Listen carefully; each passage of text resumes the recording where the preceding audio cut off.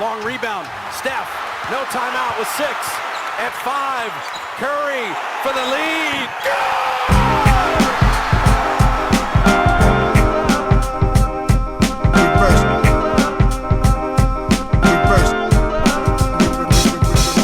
The game's a game. The game's a game. The game's a game. The game's a game. Always.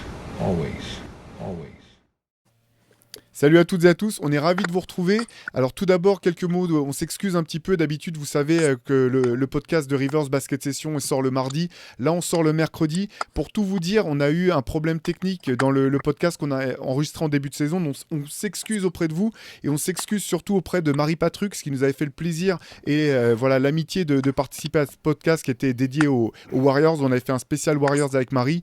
Malheureusement, il y a eu un problème technique qui fait que ce podcast n'a pas été exploitable. Alors voilà, on est sincèrement désolé. La bonne nouvelle par contre, c'est qu'on a trouvé, enfin c'est pas simplement qu'on a trouvé, c'est qu'on a eu l'occasion comme ça d'avancer un petit peu l'invitation qu'on voulait faire à Florent Baudin. Pour ceux qui connaissent un petit peu Rivers depuis longtemps, vous savez que vous avez pu retrouver sa plume dans les pages de Rivers par le passé. Plus récemment, vous avez pu le voir à l'antenne où vous avez pu voir plusieurs séries de documentaires dont il est l'auteur. Documentaires sur Benzema, sur Maître Gims, sur Tony Parker avec le documentaire The Final Shot, et puis la série Champion qui est toujours disponible sur France TV. Florent, tout simplement, tout d'abord, merci de nous rejoindre. On est ravis de te retrouver. C'est vrai que ça faisait longtemps qu'on n'avait pas eu l'occasion de se croiser. Comment ça va de ton côté ? Ça va super, merci pour l'invitation. Même si je comprends que je suis le remplaçant, ça va, je le digère. Ça va. Non, mais t'es un sixième homme dans la grande lignée de Leandro Barbosa et compagnie, donc c'est toujours mes joueurs préférés. Voilà. Les sixième hommes qui sortent du banc pour faire la différence. Non, mais merci beaucoup de me recevoir. J'ai hâte de vous entendre parce que c'est vrai que je suis la NBA d'un peu plus loin que par le passé, même si j'ai toujours cette passion pour les Suns de Phoenix. Donc voilà, j'essaie de me tenir au courant et tout ça, mais je ne regarde pas forcément tous les matchs. Et ça me fait plaisir de revenir un petit peu dans le game des débats et tout ça sur le basket et sur la NBA. Donc, c'est avec grand plaisir. Eh ben écoute, première question peut-être, parce que tu mentionnais que tu étais fan de cette équipe des Phoenix Suns. Pour ceux qui ne connaissent pas cette anecdote, est-ce que tu peux nous raconter ou nous réexpliquer un petit peu d'où vient ce lien qui te lie à cette équipe de Phoenix ? C'est finalement assez récent, même si on commence à vieillir. C'est quand j'ai eu la chance de finir mes études de journalisme à Arizona State, une fac publique de la région de Phoenix, juste à côté, dans la petite ville à côté. C'était donc la saison 2006-2007, donc l'une des saisons les plus emblématiques de la franchise des Suns. Et grâce à Rivers, j'ai pu obtenir des accréditations pour les matchs, pour faire des interviews. On avait notamment travaillé sur cet article de couverture sur Steve Nash. Voilà, donc c'est plein de petites choses qui font que la passion, elle reste. C'est-à-dire, c'est les premières expériences de journalistes sur le terrain. C'est une équipe incroyable tournée vers l'attaque. C'est aussi mes derniers souvenirs d'étudiants. Donc, il y a beaucoup d'affects qui se mélangent et qui font que cette franchise sera toujours spéciale pour moi. Ouais. Ouais, bah oui, on se rappelle effectivement de cette cover avec Steve Nash, c'était le Rivers numéro 10. T'en as signé d'autres, hein. Il y avait moi, celui dont je me rappelle particulièrement, c'est t'avais fait un très beau portrait de Baron Davis que t'avais pu avoir, d'ailleurs, je crois, en interview à l'occasion pour ce papier, qui était vraiment chouette. Et puis maintenant, plus récemment, on te connaît à travers les films documentaires que tu as pu réaliser. Est-ce que tu peux nous dire un petit peu comment tu t'es orienté vers ça, qu'est-ce qui a été le déclic un petit peu de ton côté ? C'est sûr que je me dirigeais plus vers une carrière entre guillemets de journaliste sportif traditionnel. Quand j'ai commencé, donc ouais, j'ai touché un peu à tout, fabriquer des sujets, des reportages, comme on dit, commenter. J'ai commenté un petit peu la NBA quand elle était sur Orange à l'époque, sur une ou deux saisons. Avec Richard Dacoury, si je ne me trompe pas. Exactement, avec Richard Dacoury. C'était une super expérience. Je me rappelle, j'avais 25 ans, il en avait 50. Ça me faisait toujours marrer de ce binôme-là qui était un peu improbable sur une chaîne qui connaissait absolument rien au basket et absolument rien à la retransmission de matchs en direct la nuit. C'était c'était assez fun. Il y a d'ailleurs plein de camarades qu'on voit maintenant sur les écrans qui sont passés par ces chaînes-là.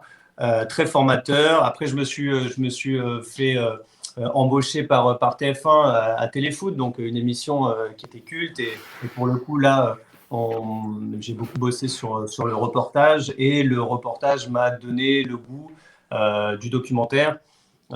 C'est-à-dire que j'étais un petit peu dans un mood à me dire en fait, vraiment, moi, ce qui me fait kiffer, c'est faire des documentaires, mais je me disais que j'avais pas les capacités.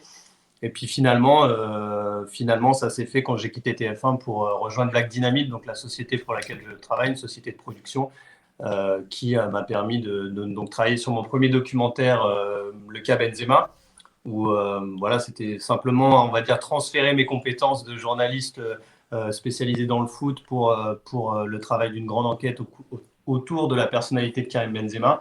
Et donc, à partir de là, je me suis dit que la marche n'était peut-être pas si haute, et que finalement, c'était un truc qui me plairait bien. Donc voilà, depuis, il y a eu les autres documentaires que tu as cités, et notamment celui avec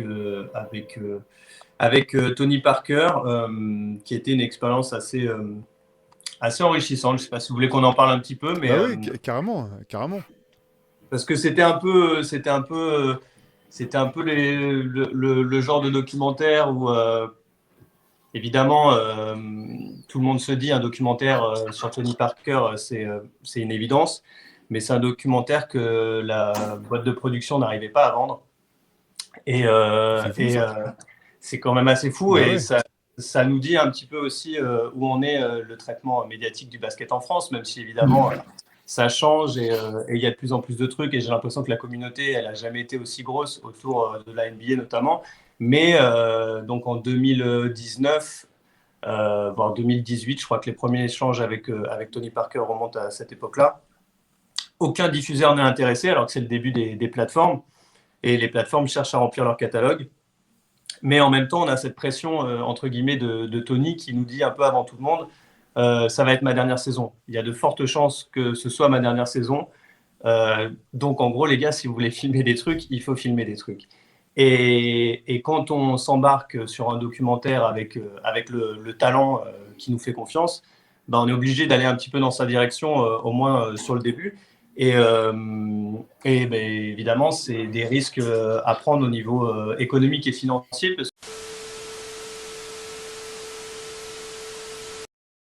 Resalut, bah, jamais 203 comme on dit. Donc après les problèmes techniques qu'on a eu lundi en début de semaine avec Marie, nouveau petit problème avec Florence qui fait que ça a été interrompu.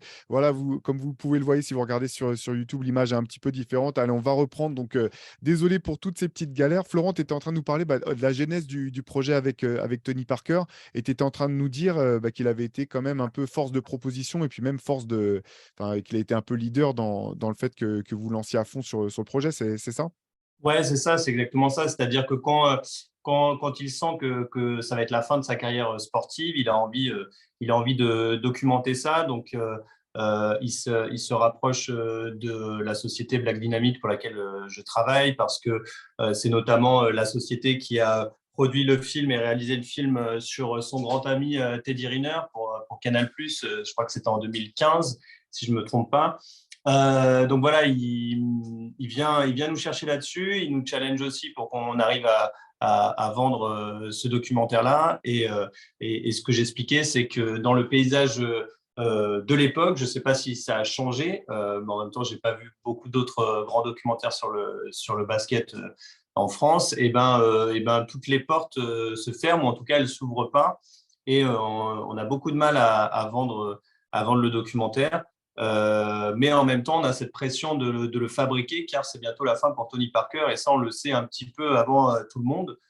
C'est la fameuse deuxième saison à Charlotte, enfin la première justement saison à Ouais. Charlotte. Il avait cette option d'en faire une deuxième, mais il ne la prendra pas.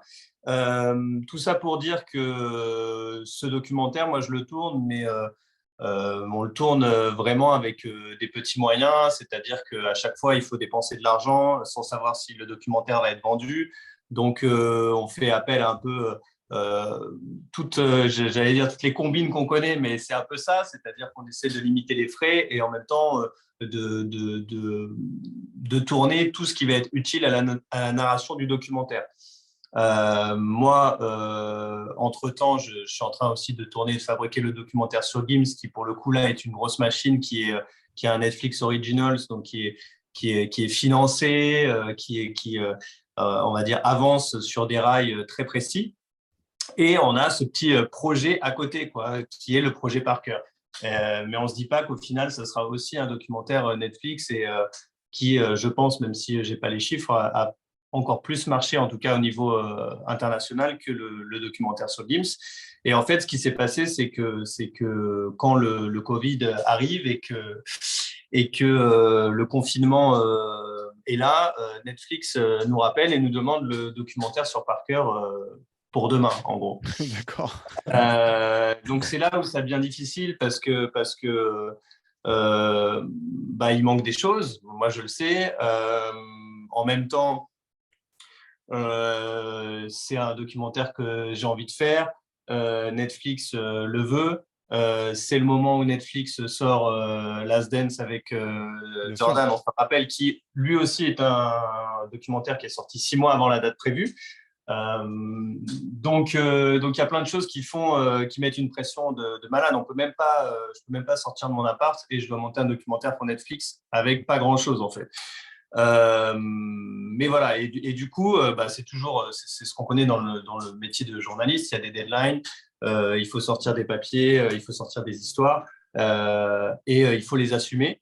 Et du coup, j'ai pris le parti de vraiment essayer de récupérer tous les éléments, toutes les forces qui allaient qui allaient pouvoir exister dans ce documentaire par rapport à mes souvenirs en fait.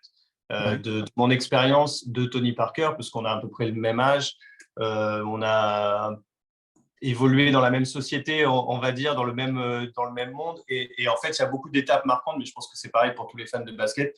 On sait tous les points de passage importants de la carrière de Tony Parker. On s'en rappelle un peu tous. Et tous ces trucs-là, je me suis rendu compte que j'avais déjà pas mal bossé dessus, notamment en allant interviewer Gasol, Kobe, évidemment, Derek Fisher. Je voulais absolument qu'il y ait une histoire de rivalité, donc j'avais choisi de focus sur la rivalité avec les Lakers. On avait déjà en boîte des interviews avec Popovich, avec Duncan, avec Ginobili. Je voulais un volet équipe de France, donc évidemment, on a fait Vincent Collet, Rudy Gobert, Evan Fournier. Je voulais l'histoire du premier Euro en Suède, donc je suis allé chercher Mustapha Sonko parce que je pensais que c'était lui le plus à même de me raconter ce petit moment-là. Enfin, plein de petits détails pour qu'en fait chaque personnage puisse raconter l'histoire. Et après, le défi, c'était à la fois en faire un film un peu grand public, très grand public, Netflix, mais en même temps donner quelques petits bonbons aux fans de basket sur le chemin, quoi. Donc voilà, au final, j'en suis plutôt fier, mais quand je le vois, je vois plein de choses qui auraient pu être mieux. Je sais qu'il y a plein d'histoires qui sont assez drôles. Je pense qu'en insistant un peu, on aurait pu avoir LeBron James, par exemple. Ah oui, je sais que j'ai dû annuler Jason Kidd parce que ça rentrait pas dans le planning de tournage. Donc voilà, c'est des petits trucs qu'on se dit. Dans son chat, il va quitter le podcast tout de suite. Ouais. Son joueur préféré. Non, mais voilà, c'est des trucs après, c'est vraiment de la tambouille de journalisme, mais je pense que ça peut vous intéresser aussi de se dire, voilà, il faut faire des choix, il faut les assumer, comment on raconte l'histoire. Et de toute façon, l'article parfait, le film parfait n'existe pas. Je pense que si on y met du cœur et qu'on essaie de faire passer des émotions et qu'on essaie de le rendre un peu personnel, ça fonctionne. Je savais qu'avec Kobe, j'avais une énorme cartouche par rapport à son histoire et son destin tragique, et je voulais que ça se ressente aussi dans le doc. Donc voilà, on mise sur les points forts et puis on passe un peu plus vite sur les points faibles. C'était un peu la stratégie. C'était la dernière interview de Kobe, c'est ça, hein? Alors je peux pas le vérifier. Très peu de temps avant, en tout cas, même. L'interview, elle se passe le 9 ou 10 novembre 2019 et il disparaît en janvier 2020. Ouais. Donc, j'imagine qu'il a peut-être fait d'autres apparitions publiques ou donné d'autres interviews, mais il en faisait pas mal quand même à cette époque, mais c'était quand même assez dur de le caler sur une interview. Moi, ça a pris beaucoup de temps pour le caler. Mais ouais, c'est peut-être la dernière. C'est l'une des dernières en tout cas. Non, en tout cas, bah, non, chapeau. C'est vrai que j'avais pas conscience, tu vois, ça avait été compliqué de monter le docu. Déjà, c'est assez fou de penser d'entendre que c'était compliqué de financer trouver des gens qui étaient prêts à partir avec vous sur un documentaire sur Tony Parker, quand même, un des sportifs les plus, emblématiques, j'allais dire, Ah, toujours en activité. Il est retraité, mais pas depuis si longtemps que ça, quoi.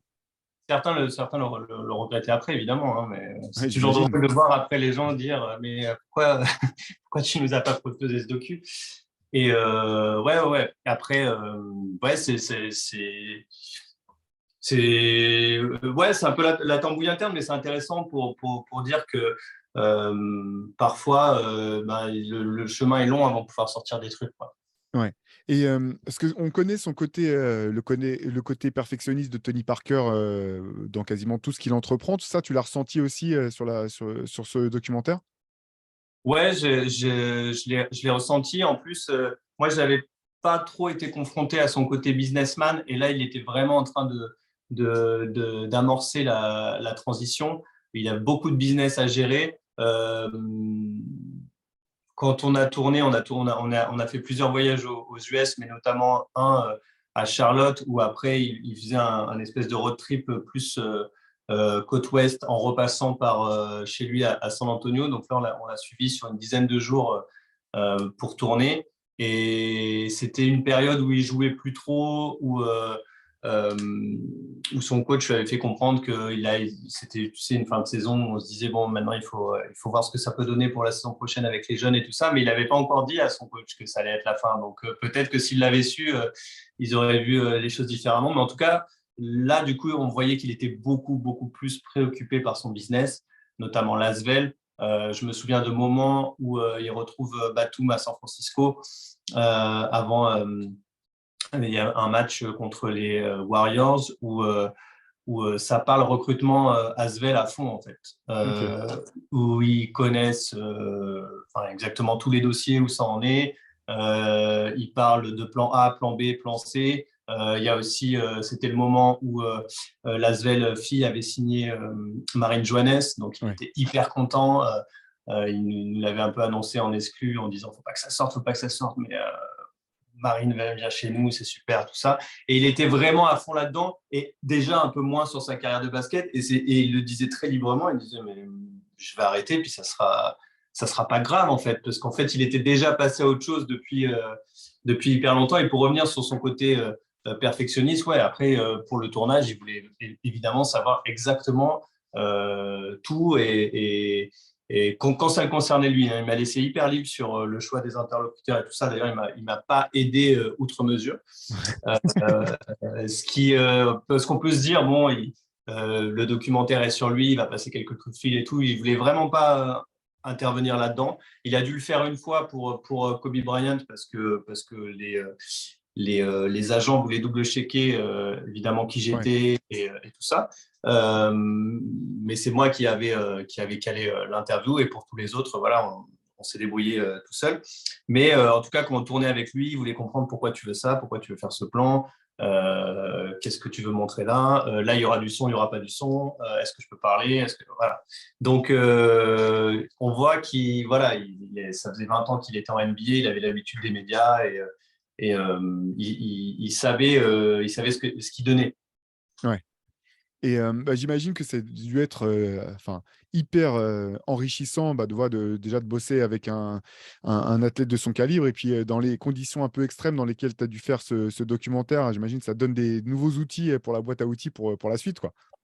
Ouais, bah, c'est super parce qu'en plus, c'est toujours des montages qui sont sur le papier complètement rocambolesques parce que le projet vient de Tony Parker, mais aussi d'Alessandra Sublet, qui est une amie de Tony Parker et qui se greffe aussi au truc pour faire un mag, elle, pour TMC. Donc, c'est-à-dire que Parker aussi voulait faire deux choses très différentes. Il voulait faire un mag TMC où là, il allait montrer un peu plus sa vie privée et un petit peu, on va dire, la success story d'un Français aux US. Et il voulait faire son doc plateforme, même si pour lui, il voulait Netflix.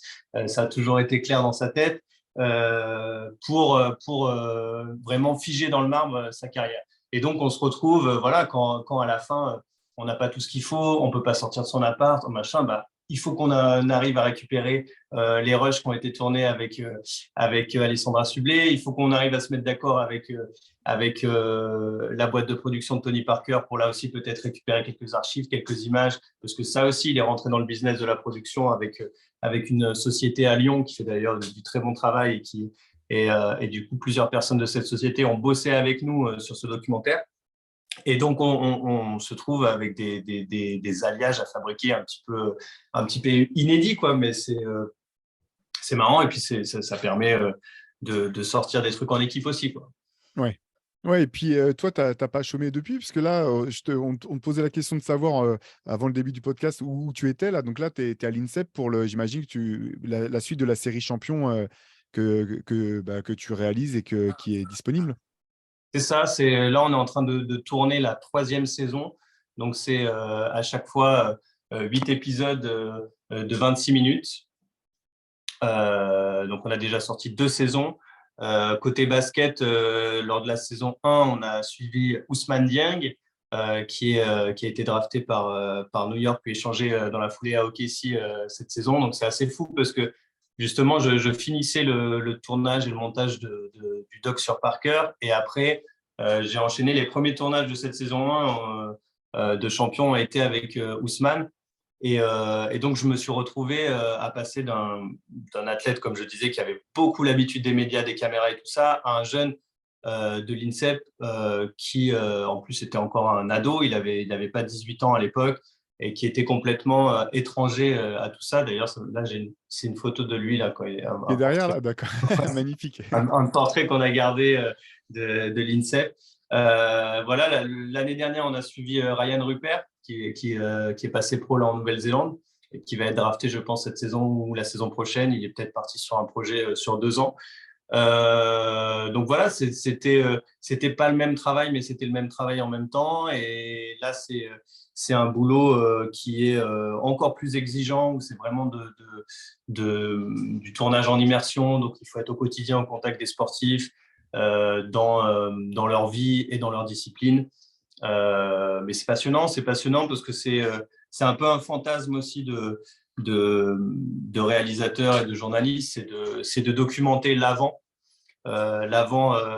explosion. Et donc pour certains ça marche, pour d'autres ça marche pas, mais voilà, on se dit on aurait voulu une caméra lors des premiers entraînements de Mbappé ou aujourd'hui de Victor Wembanyama. D'ailleurs, c'est une petite anecdote à ce sujet, ça me donne une idée. C'est quand j'ai commencé à shooter Ousmane, c'était lors d'un rassemblement des équipes de France jeunes. Ousmane Dieng en 2020, il y avait Vincent Collet, il y avait Boris Dio, il y avait Nicolas Batum. C'était une sorte de grand rassemblement de la famille du basket français à l'INSEP avec à la fois des entraînements puis à la fois des masterclass avec les anciens joueurs. Et quand je dis à Nicolas Batum qu'on suit Ousmane Dieng, il m'a regardé en disant mais vous suivez pas Victor? Et c'est là où je découvre Victor en fait, donc en août 2020. Et c'est vrai que tout le monde prend une claque sur ce phénomène-là. Mais entre guillemets, ça n'aurait pas collé, je pense, avec Victor, qui était déjà dans un projet complètement différent des autres. Je crois qu'il avait une triple licence à l'époque pour pouvoir jouer à la fois avec le Pôle France, Nanterre chez les espoirs et Nanterre chez les grands. Donc, on l'aurait perdu assez vite. Mais voilà, en tout cas, dans le milieu du documentaire sportif, tout le monde veut faire le documentaire sur Victor Wembanyama. Donc, on va voir comment ça se profile. Mais voilà, peut-être que ça va changer la donne aussi sur la façon de traiter le basket en France. Hein. C'est fort possible. Ouais, carrément. Et du coup, est-ce que tu peux rappeler peut-être aux gens qui n'auraient pas suivi ou qui n'auraient pas été compris de quoi retourne la série Champion dont tu réalises la troisième Oui, saison? Où est-ce pardon. qu'ils peuvent trouver ça? Donc, c'est sur France.tv, la plateforme de France Télé, avec toutes ses déclinaisons, France TV Slash, le replay et tout ça. Donc, c'est une série qui est en ligne avec 8 épisodes et on suit des jeunes athlètes qui espèrent participer aux Jeux de Paris 2024 dans leur quotidien, à la fois sur et en dehors du terrain. Donc, on suit plusieurs disciplines, judo, gym, athlétisme évidemment, basket, boxe. Voilà. Le cœur du projet se passe à l'INSEP, qui est presque un personnage de la série, tant on a réussi à, à être en immersion totale là où parfois on a des zones un petit peu d'interdit. Là, vraiment, l'INSEP nous a ouvert les portes avec le deal de pouvoir shooter comme on voulait, quand on voulait, quoi. Ok, bah super. Bah, en tout cas, voilà, si vous n'avez pas encore vu la série Champion, on vous encourage à aller jeter un coup d'œil dès maintenant. Et pour revenir un petit peu plus précisément au basket, c'est vrai que depuis le début de l'année, on se disait on fera forcément un podcast pour faire le point sur les Suns. On a pensé forcément à toi assez rapidement. Une première question peut-être avant qu'on vienne à leur actualité du moment. Toi, au moment où Chris Paul rejoint Phoenix, toi qui suis cette équipe, voilà, on l'expliquait tout à l'heure, qui est ton équipe de cœur un petit peu. Qu'est-ce que ça t'a évoqué? Est-ce que tu imaginais une trajectoire celle que l'équipe connaît en ce moment? C'est une bonne question parce que ma première réaction, c'était d'être super déçu pour Ricky Rubio parce que j'avais adoré le passage dans la bulle et j'adore ce joueur avec toutes les limites qu'on lui connaît, notamment au niveau du scoring. J'étais triste pour cette équipe parce qu'on se disait, bon, c'est la fin de l'époque des Suns dans la bulle qui arrivait après des années de galère. Et voilà, je me disais, bon, bah, Chris Paul, il arrive.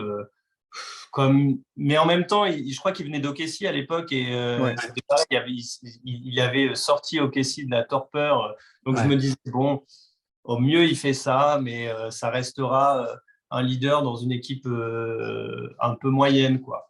Mais c'est vrai qu'après, avec le développement de DeAndre Ayton et de Booker, le truc a plutôt bien fonctionné et j'ai vite retourné ma veste comme beaucoup en disant ouais, ben, évidemment que c'était une bonne idée.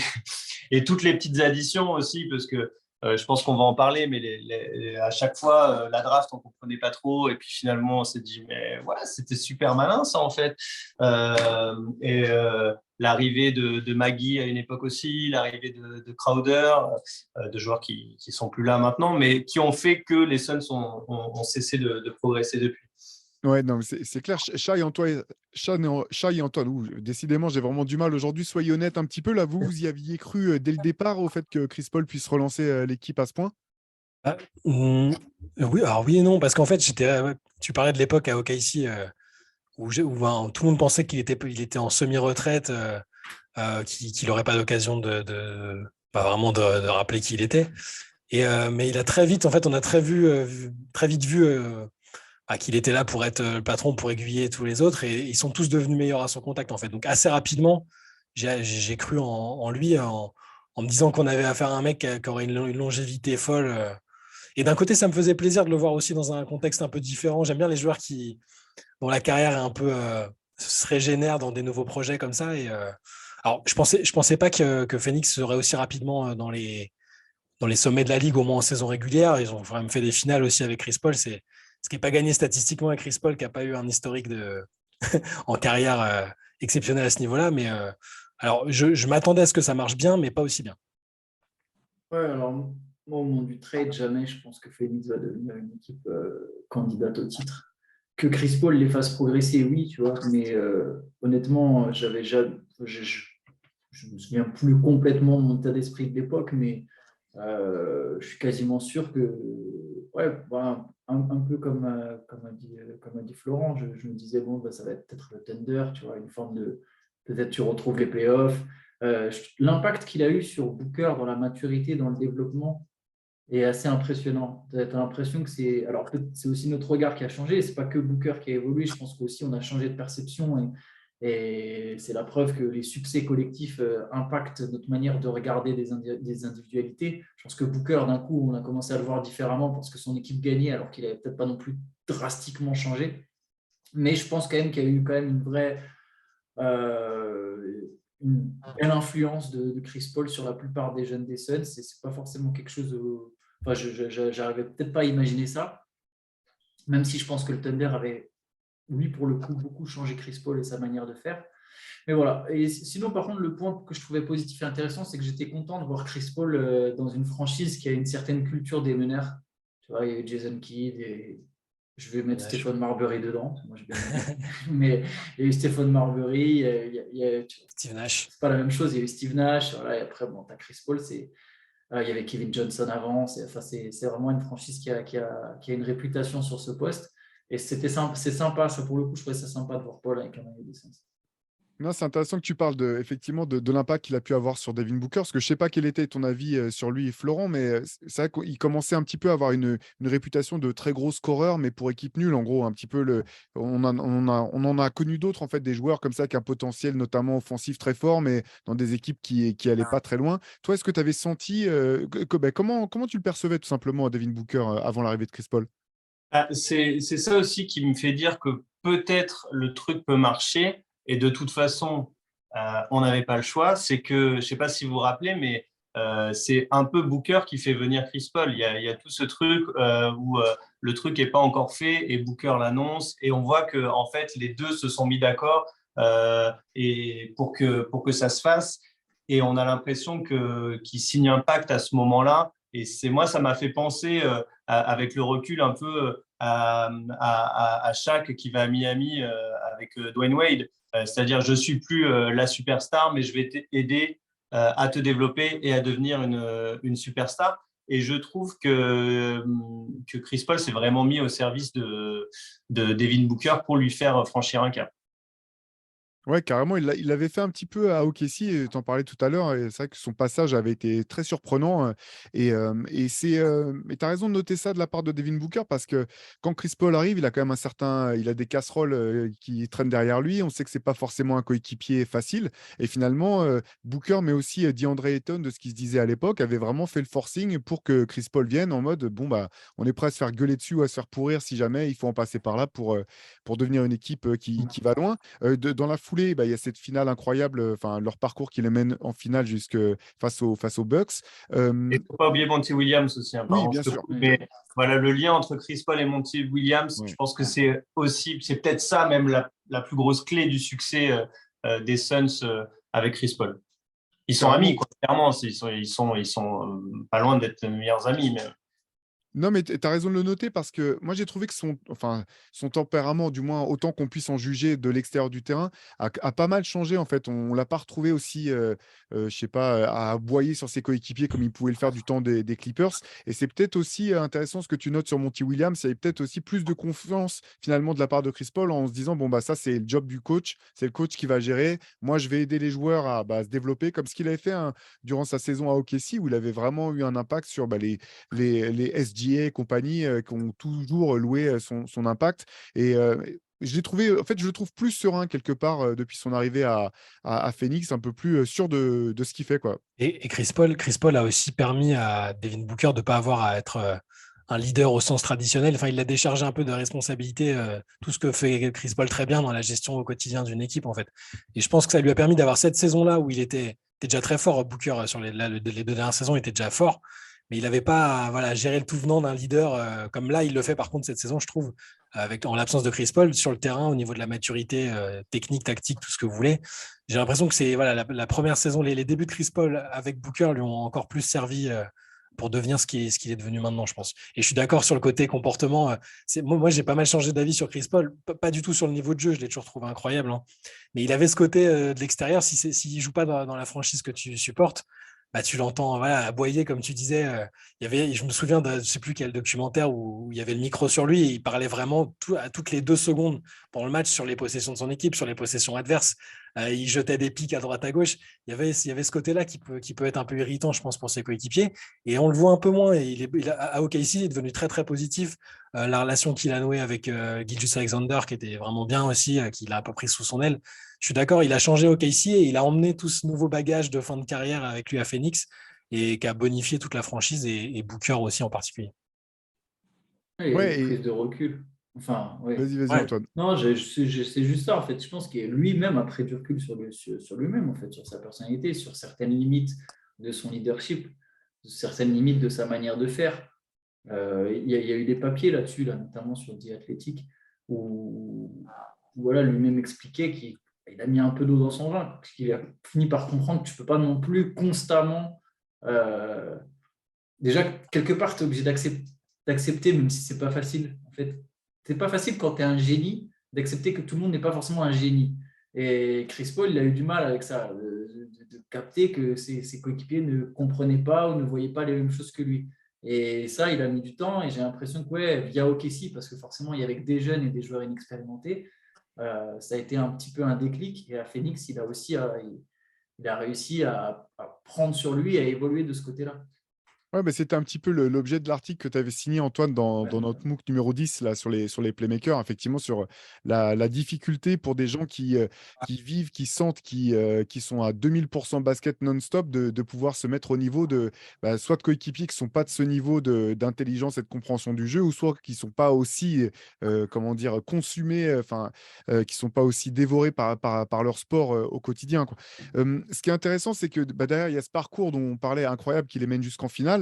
Et puis, on va peut-être pouvoir faire une transition là-dessus. Mais cette finale, donc super, incroyable, Chris Paul enfin qui participe à ces phases finales NBA. Et puis finalement, ça se termine un petit peu, alors pas en autre boudin, mais ça se termine par un 4-0. Enfin, ils mènent 2-0, puis finalement, ils perdent 4-2 face à un Giannis Antetokounmpo stratosphérique. Et surtout, il y a la sortie l'an dernier face à Dallas, où ils se font quand même fesser littéralement lors d'un game set à domicile de manière catastrophique.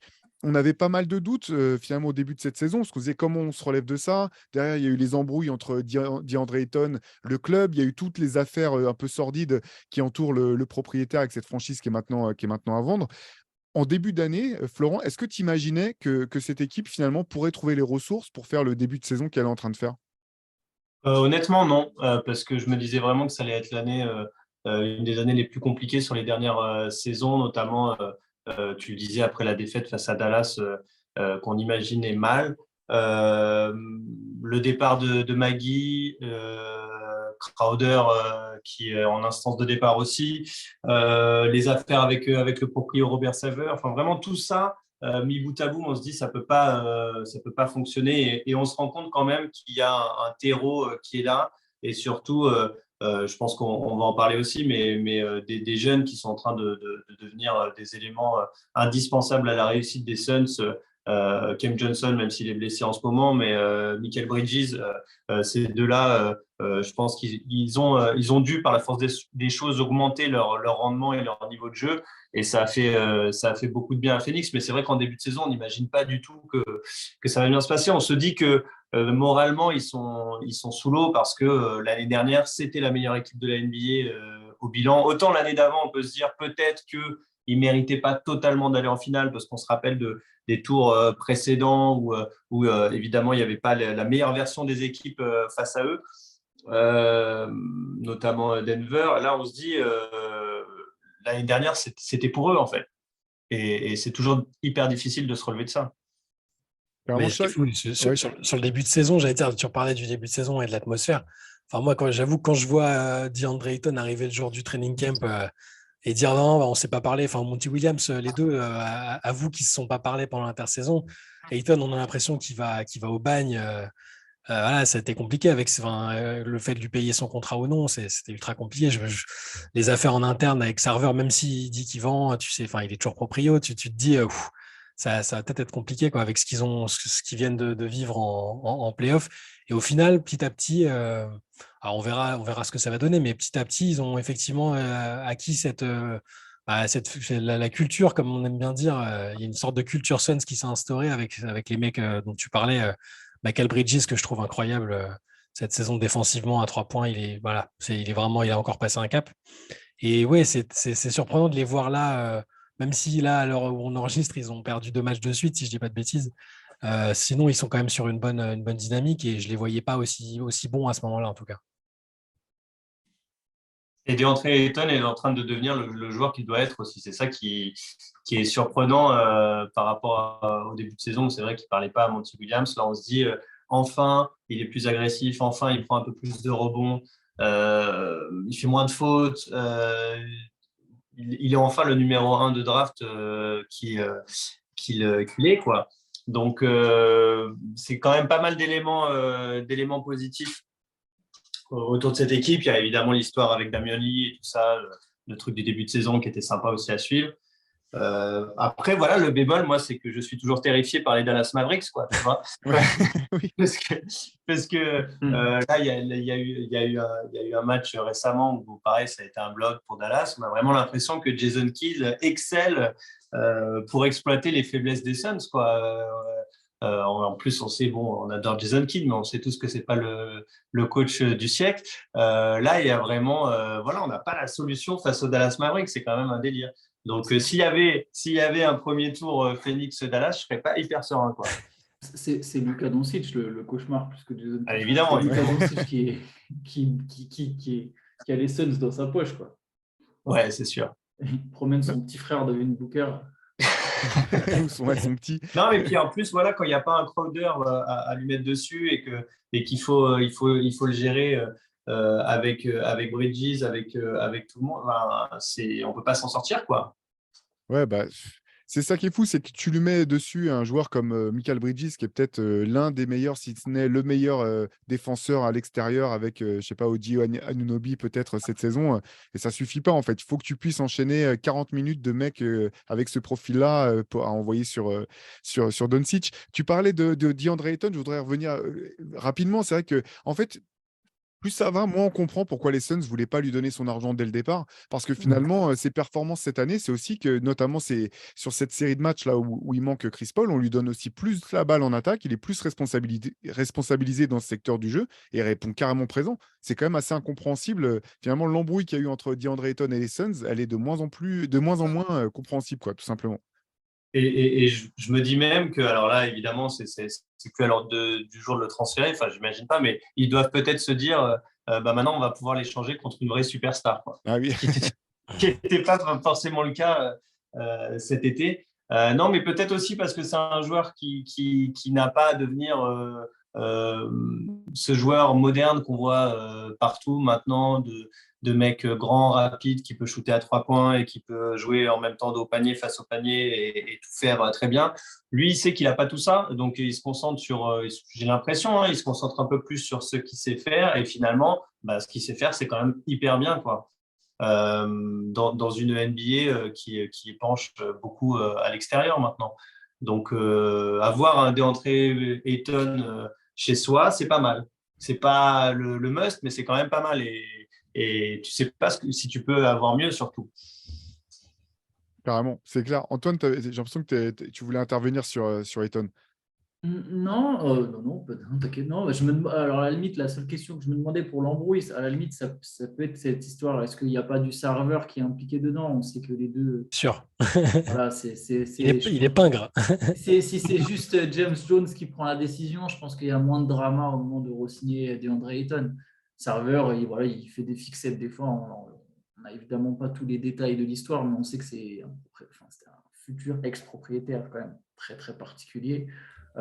Il avait décidé qu'il ne voulait pas payer Ayton au max et que ça resterait sa position, et c'est resté sa position. Et voilà, bon. Après, ils sont quand même alignés sur l'offre des Pacers, et heureusement pour eux, quoi. Mais et après, voilà, c'est intéressant ce que dit Florent, mais en fait, aujourd'hui, les Suns, je ne sais pas si les Nets repartaient en cacahuète. Je pense que ils savent je pense que Kevin Durant, je ne me dirais pas de scrupule à transférer DeAndre Ayton, en fait. Parce qu'ils sont dans une situation très particulière. En fait, ils sont vraiment. déjà, leur bilan le prouve. Ils font partie des contenders. Ils peuvent se dire qu'ils ont vraiment une occasion de pouvoir gagner. En même temps, ils savent que leur fenêtre, elle sera pas ouverte très très longtemps telle quelle, puisque Chris Paul arrive quand même vers la fin de la retraite, enfin bientôt à l'âge de la retraite. On sent que cette saison, encore plus que l'année précédente, il y a vraiment eu un passage de bâton entre lui et Booker sur qui est le meilleur joueur de cette équipe. Il y a 2 ans, on se posait encore la question. Maintenant, je pense que la question a plus trop lieu d'être. Mais il y a quand même cette complexité de se dire, si on veut gagner, c'est maintenant.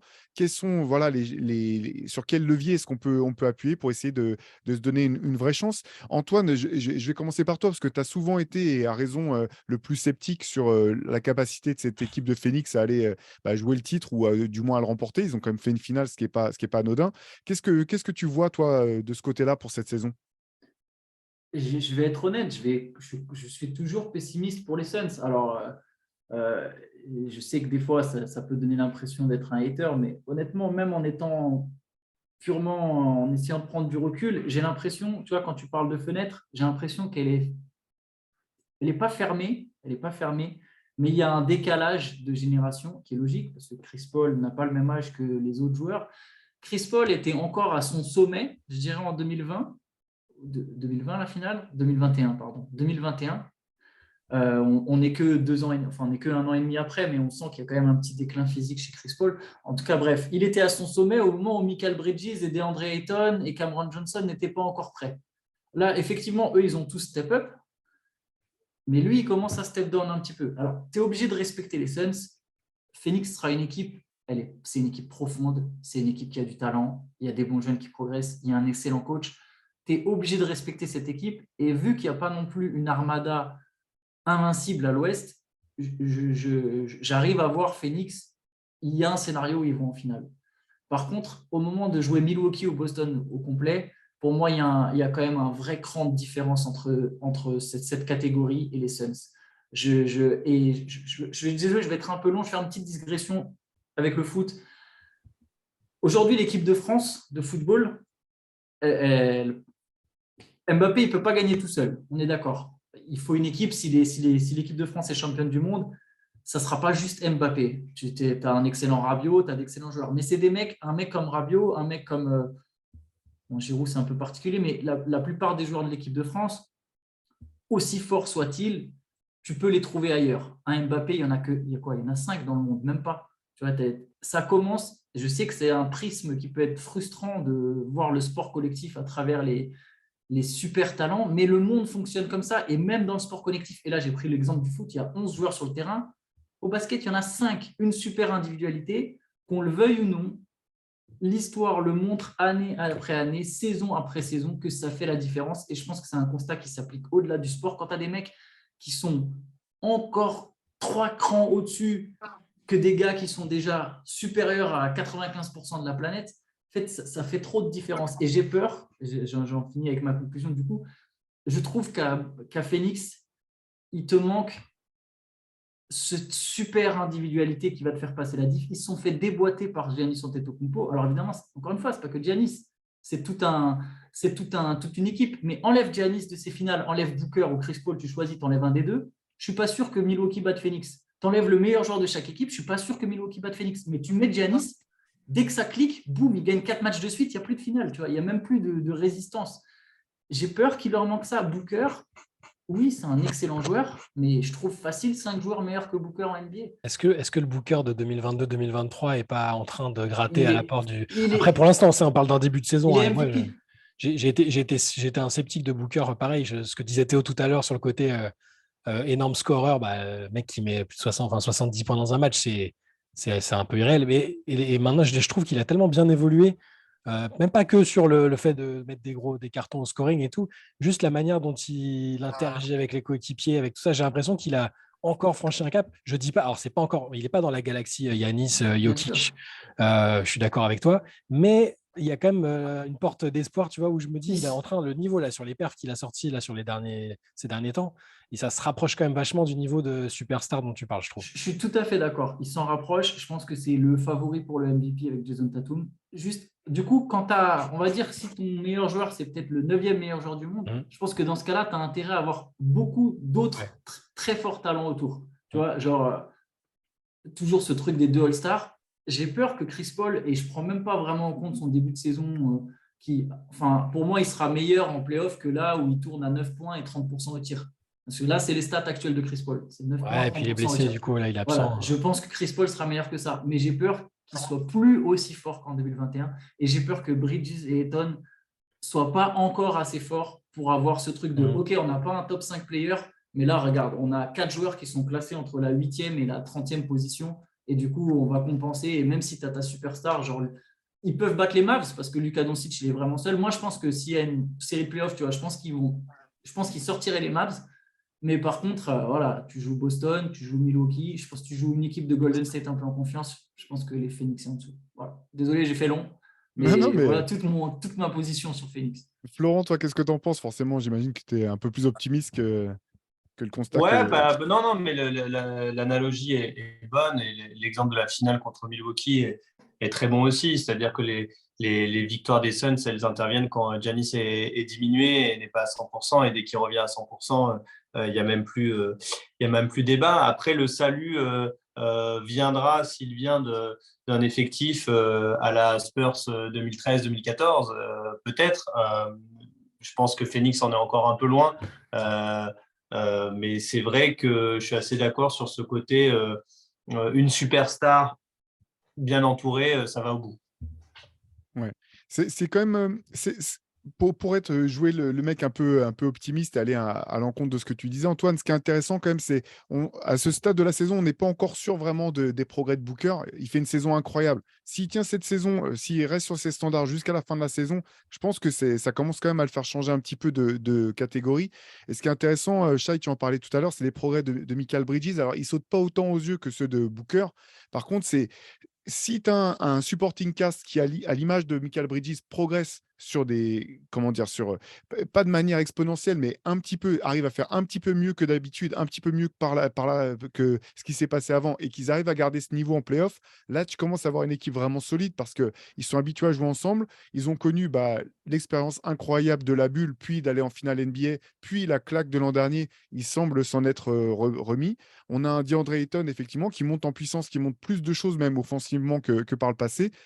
Quelque part sur le papier, j'ai l'impression qu'il y a un peu tout qui est en place pour que cette équipe de Phoenix puisse faire un truc très fort.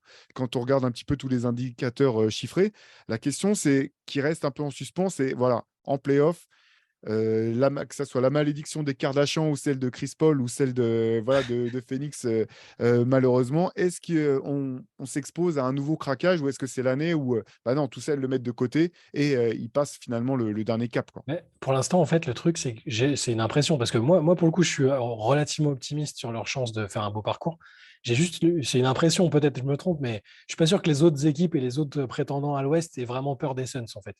C'est ça le truc. J'ai pas l'impression qu'ils ont encore ce facteur, et ça vient peut-être du fait que Booker a pas encore, ou est en train de faire cette transition vers le statut de superstar.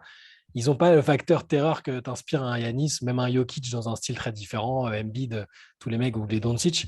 Ils n'ont pas encore ce facteur terreur chez les autres et j'ai l'impression que les Mavs ont montré l'an dernier qu'ils n'avaient pas peur d'affronter Phoenix et que voilà, je ne sais pas si cette année ce sera amené à se répéter. Peut-être que justement ils vont profiter de ça, du fait que les gens se mettent à les sous-estimer un peu, les respectent pas assez par rapport à ce qu'ils ont montré.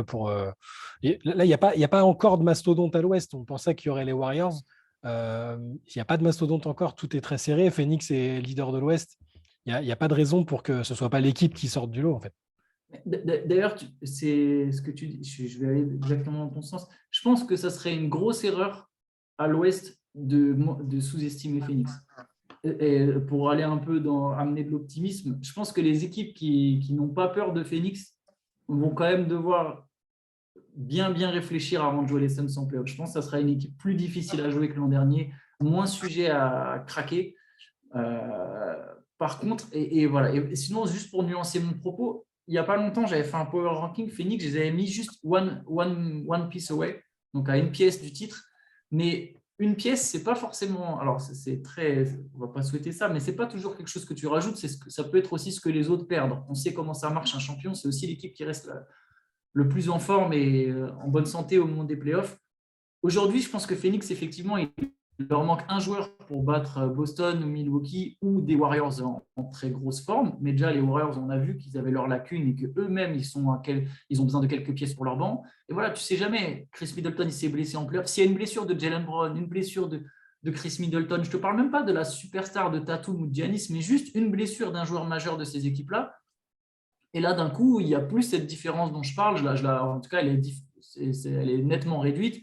Et Phoenix, c'est pas loin. Et le fait de ne pas être loin, bah, tu es obligé de jouer ta chance jusqu'au bout parce que tu ne sais pas ce qui va se passer, tu ne sais pas ce qui va arriver en playoff. On sait que, voilà, que ça a de toute façon un impact chaque année, l'état, la santé, les dynamiques, etc. Donc, les Suns, en tout cas, sont suffisamment bien placés pour vraiment y croire et pour essayer de se renforcer encore pendant la saison et de jouer leur chance jusqu'au bout. Ouais, la bonne nouvelle du côté de Phoenix et pour les fans de Phoenix, c'est que par contre, cette équipe, elle est maintenant quand même bien gérée malgré les problèmes avec le propriétaire, très bien coachée. Il y a un cœur de jeunes joueurs au-delà de Chris Paul qui est intéressant, qui est performant. Finalement, c'est une équipe qui a été habituée à aller très loin, enfin, qui a pu connaître des finales NBA en 93, qui est passé vraiment pas loin, même à quelques suspensions de joueurs un peu honteuses de pouvoir espérer y retourner dans les années 2000. Et toi, Florent, est-ce qu'avant d'aller dans l'Arizona, est-ce qu'il y avait des équipes ou des joueurs des Suns dont tu étais déjà fan par le passé ou est-ce que ça s'est vraiment joué sur place pour toi? Bah, ça s'est joué sur place, mais c'est vrai que Phoenix a toujours été cette équipe, et je pense que c'est pareil pour tous les fans de basket qui ne déclenchait pas de haine, en tout cas. Voilà, c'était une équipe qu'on aime. Enfin, je ne sais pas si c'est une réalité. Moi, j'ai l'impression que tout fan de basket a plutôt une image positive des Suns, même si ce n'est pas son équipe préférée. On parlait de Steve Johnson, voilà, Charles Barkley, Amar'e Stoudemire un peu plus tard. Quand on n'est pas vraiment fan des Suns, on se dit voilà, c'est quand même une équipe assez spectaculaire, assez sympa. Il y a toujours des fans assez bruyants, la salle est cool. Voilà, un peu en mode Sacramento Kings début des années 2000, quoi. Et maintenant, qui reviennent, c'est d'ailleurs assez cool. Mais voilà, ça reste un petit marché, ça reste une équipe qui ne fait pas les gros titres.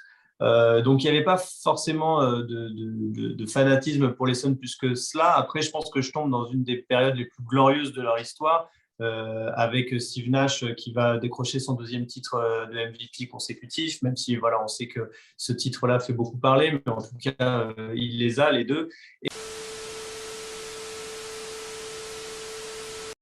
Bon, bah, jamais 304. Donc, à nouveau, un petit problème technique. Ça devient la spécialité, la spécificité des podcasts Reverse Basket Session. C'est ceux où tu as des galères techniques qui tombent, mais où tu as des invités hyper sympas qui sont pas gueulards ou qui font pas la tête. Bah, tu as à nouveau été coupé en plein élan. Florent, tu parlais bah ouais, voilà, du fait que tu avais tu étais tombé amoureux quelque part des Suns à une époque où tu trouvais que c'était une équipe qui était peu souvent détestée ou qui était globalement plutôt sympathique, quoi. Oui, que tout le monde, tout fan de basket avait plutôt de la sympathie pour les Suns, surtout à cette époque-là, donc au milieu des années 2000. On se rappelle notamment j'ai une image là, du concours de dunk, Stoudemire qui demande l'aide de Steve Nash pour lui faire des passes de foot, voilà, ou des têtes, je crois même. Exactement, ouais. C'est à cette période-là que je débarque à Phoenix, et après, c'est vrai que je découvre toute une communauté plutôt. C'est quand même une grande ville, mais il y a quand même une famille, j'ai l'impression, Suns. À cette époque-là, il y a Boris Dio qui ramène le côté un peu français dans l'histoire. C'est une ville très étudiante, donc on voit les joueurs aussi en soirée. Voilà, on entend des histoires. On a l'impression que c'est l'attraction de la ville, et on s'attache vraiment à cette communauté. Et en plus, avec la chance que j'avais de pouvoir aller au match, aller aux entraînements, prendre la tête à Steve Nash pour à chaque fois lui poser 3 questions, puis revenir le lendemain et lui reposer 3 questions. Et puis parce que moi, à l'époque, je ne savais pas comment caler des interviews, en fait. Donc, et lui, il était très gentil avec tout ça. Et donc, c'était assez cool.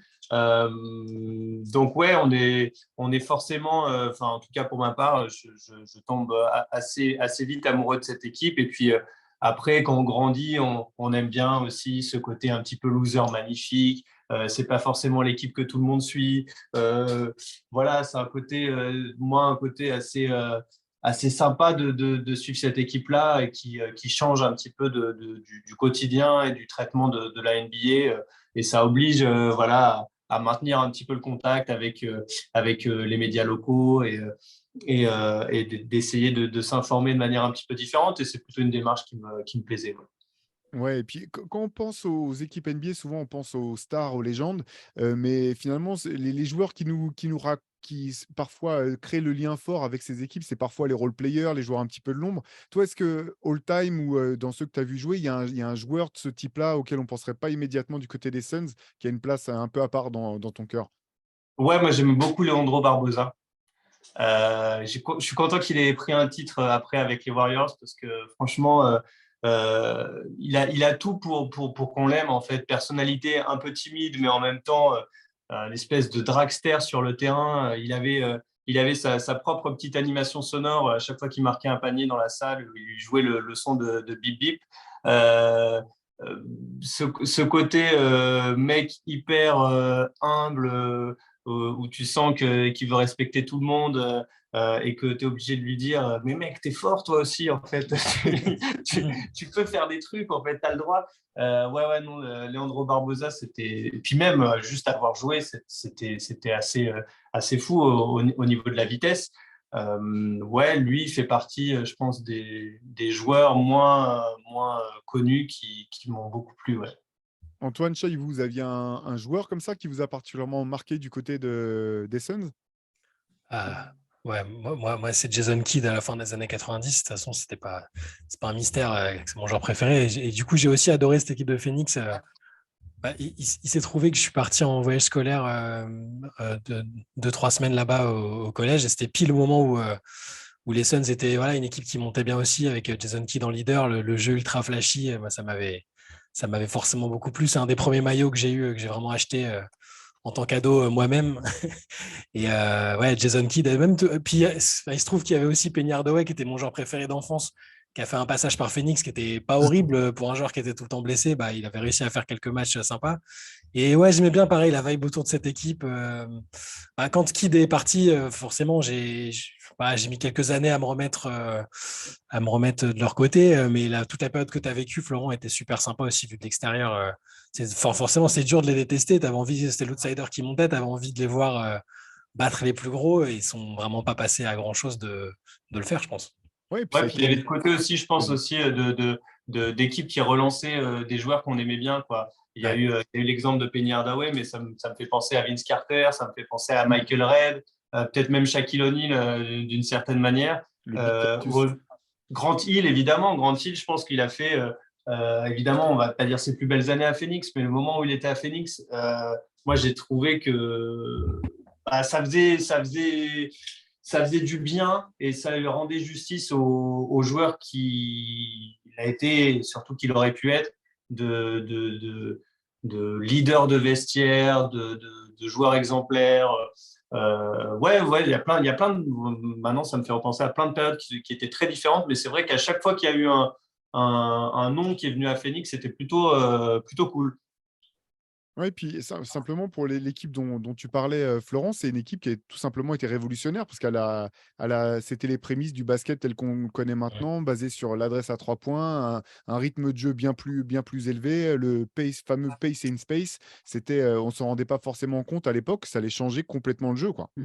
10 ans Ouais, d'avant. c'est les ancêtres des Warriors. Complètement. Complètement, c'est clair. Antoine, toi, tu avais un joueur comme ça, un joueur de l'ombre un petit peu fétiche du côté des Suns? Alors, pas vraiment de nom, j'en ai déjà parlé tout à l'heure, mais j'aimais bien Marbury. Bon, je sais, c'est très spécial d'aimer Marbury, mais j'aimais bien Marbury. J'aimais bien le tandem avec Stoudemire. Bon, après, ça marchait mieux avec Steve Nash, hein, bien sûr. Et alors, il n'est pas resté longtemps, mais j'avais beaucoup aimé Joe Johnson à ses débuts. Dès ses débuts Complètement, ouais. aux Suns, et là, pour le coup, c'était dans une très belle équipe des Suns. J'aimais bien Joe Johnson. Après, ouais, voilà, surtout ces deux-là. Après, Stoudemire aussi, hein, au début, Boris Dio, tous ces gars-là. Cette équipe des Suns avec Steve Nash, c'était incroyable. Vous remarquerez qu'en joueur de l'ombre, j'ai pas cité Hakim Warrick, qui a quand même passé 2 saisons à Phoenix, qui était mon poulain dans toutes les équipes, qui a jamais vraiment percé, mais c'était J'ai failli dire à Kim Warwick, le Stoudemire du pauvre, quoi. Exactement. Il faut que vous montiez un podcast juste tous les deux, en fait, des fans d'Hakim Warrick, parce que Je pensais que j'étais tout seul. Hakim Warwick, c'est dur d'être fan d'Hakim Warwick. Mais bon, il est arrivé après Stoudemire, je crois, quand Stoudemire part à New York. Je crois que c'est lui qui vient pour le remplacer. Et on s'est vite rendu compte qu'à part quelques gros dunks par-ci par-là, c'était quand même vraiment loin du niveau d'Amare. Ouais, moi, je vais finir par. Moi, c'était Richard Dumas, en fait, le joueur qui m'avait Ah oui, complètement éclaté à l'époque des finales 93, où j'avais eu le sentiment de voir enfin, sa série de finales et puis en playoff l'éclosion d'un futur All-Star. Et finalement, bon, tous ces problèmes de drogue ont complètement fait dérailler sa carrière. Mais moi aussi, j'avais beaucoup voilà, j'ai toujours bien aimé cette équipe de Phoenix, du moins toujours depuis l'époque Charles Barkley et ce premier run en finale en 93. C'est vrai que c'est une équipe qui est sympathique. Et puis voilà, l'équipe de Nash, comme vous l'avez dit, extraordinaire. Enfin, esthétiquement parlant, c'était super, état d'esprit hors norme. Voilà, moi je reviens, je suis quand même, je suis pas un fan hardcore des Phoenix Suns, mais je comprends toujours pas la suspension de Boris Diaw et d'Amaris Stoudemire après le Après avoir carton vidé le de banc. Robert Horry sur Steve Nash. Ça continue à n'avoir aucun sens, même 15 ans après, quoi. et ça, enfin, si on peut revenir vite fait là-dessus, j'ai interviewé Bruce Bowen pour le doc sur Tony Parker. Je me suis pas fait un petit plaisir, mais je sentais qu'il voulait partir, qu'il voulait aller sur la rivalité avec les Suns. Donc à un moment, il y allait en disant de toute façon, tout le monde nous traitait de joueurs et d'équipes qui gagnaient salement voilà, qui faisaient le job de manière assez dégueulasse. Mais au final, c'est nous qui gagnons, c'est nous qui étions les plus forts, et tous ceux qui se plaignaient, c'était toujours les mêmes, c'était toujours les Phoenix Suns. Et je sais que cette phrase-là, j'en ai gardé une partie, mais je me suis fait le grand plaisir de ne pas garder la fin. Sur les Phoenix Suns. Bon, il y a deux raisons à ça. La première raison, c'est que j'ai fait le choix de focus, on ne pouvait pas tout raconter, mais j'avais l'impression que la rivalité avec les Lakers est plus importante dans l'histoire de Tony Parker et dans l'histoire des Spurs que la rivalité avec les Suns à cette époque-là. Donc, je n'allais pas pouvoir aborder la rivalité avec les Suns par choix. Et puis, bon, après, clairement, je n'allais pas lui laisser passer ça, Bruce Bowen, qui est d'ailleurs super sympa dans la vie. Ouais, bah, complètement. On avait eu la chance de l'avoir, nous, pour notre numéro spécial sur les Bad Boys, là où il s'était gentiment prêté au jeu. En tout cas, bah, voilà, c'est ça.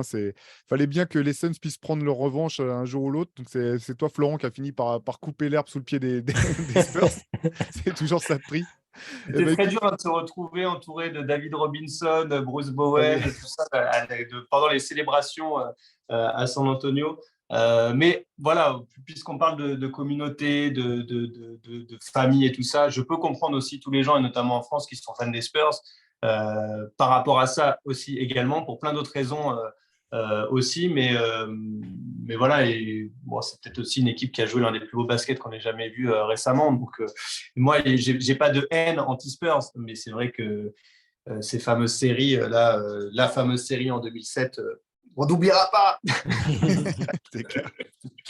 Bah, écoute, Florent, merci encore de nous avoir accordé du temps. C'était vraiment passionnant de voir un petit peu les coulisses de ton travail de réalisateur sur les documentaires sur lesquels tu as travaillé et puis de partager un petit peu voilà, ton quotidien à l'époque de Phoenix et puis tes analyses sur les Suns. Pour revenir sur la série champion, quand est-ce qu'on peut s'attendre, qu'on peut attendre la troisième saison du coup?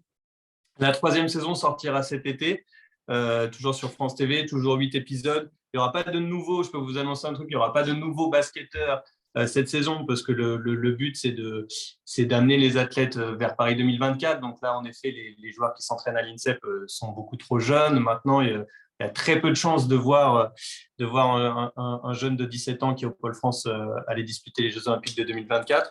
On espère que pour Ousmane Dieng et Ryan Rupert, il y aura peut-être une petite fenêtre, une petite possibilité. Donc voilà, ça sortira cet été et on va essayer de faire revenir, et c'est même en très bonne voie, de faire revenir Ousmane Dieng et Ryan Rupert dans cette saison d'une manière ou d'une autre pour suivre leur évolution.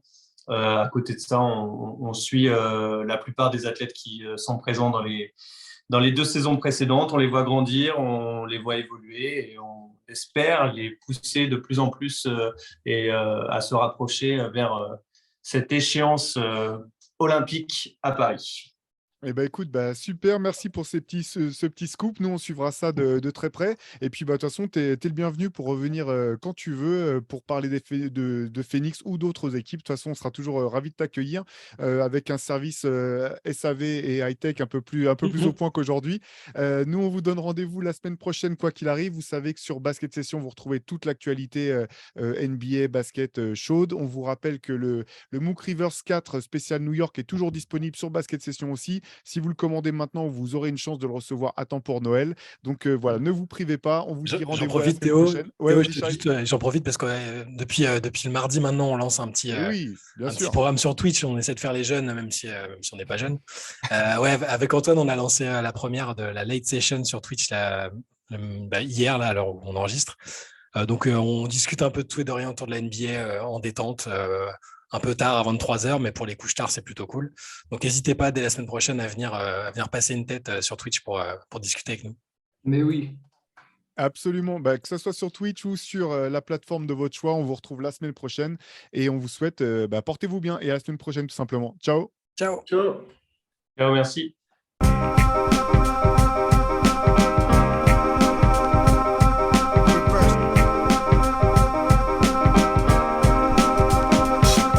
Game is out there, and it's either play or get played.